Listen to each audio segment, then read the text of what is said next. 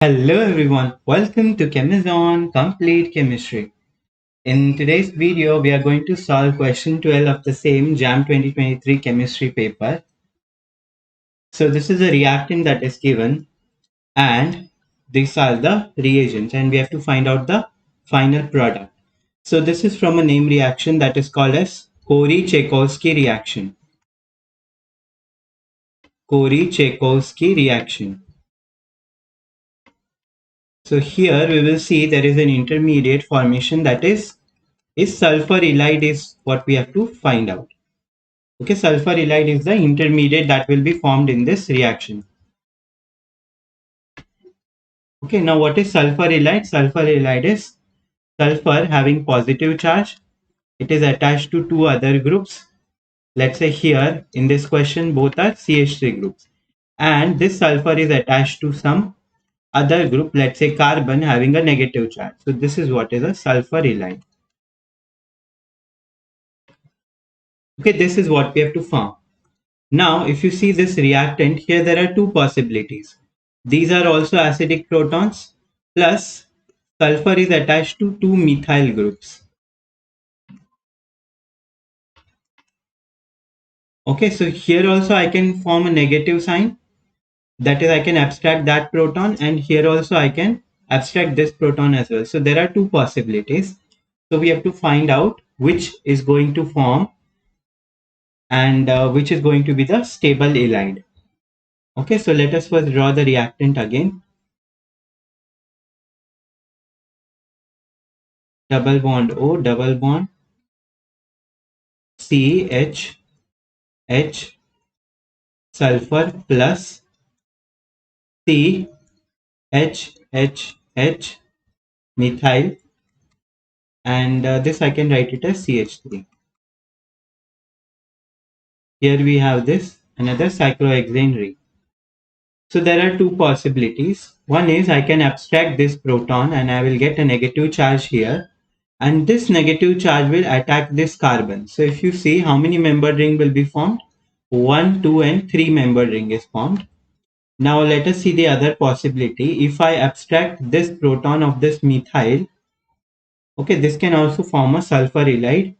So here I will get a 1, 2, 3, 4 and 5 membered ring. So we know 5 membered ring is more stable than 3 membered ring because it has less strain. So red one is not going to be stable. It will not form. What will be formed is the blue one. Okay, the blue ylide that I have marked, that will be formed. Okay, this negative charge will attack here. Okay, let me use another color. This will attack here at the double bond. Okay, this will move here and this C double bond O becomes C single bond O. So what we will get is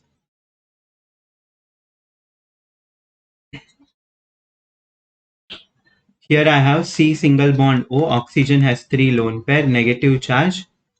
Pi bond. Pi bond will be formed here. Then here I have CH2 as it is. Then I have sulfur that is attached to one methyl group and it has a positive charge. Then we have this CH2 group. Okay, that is forming a bond with this carbon like this. Okay, let us check whether we have drawn the correct 5-membered ring or not. 1, 2. Okay, the number starts from this carbon. 1, 2, 3, 4 and 5. So we have drawn the correct 5-membered ring.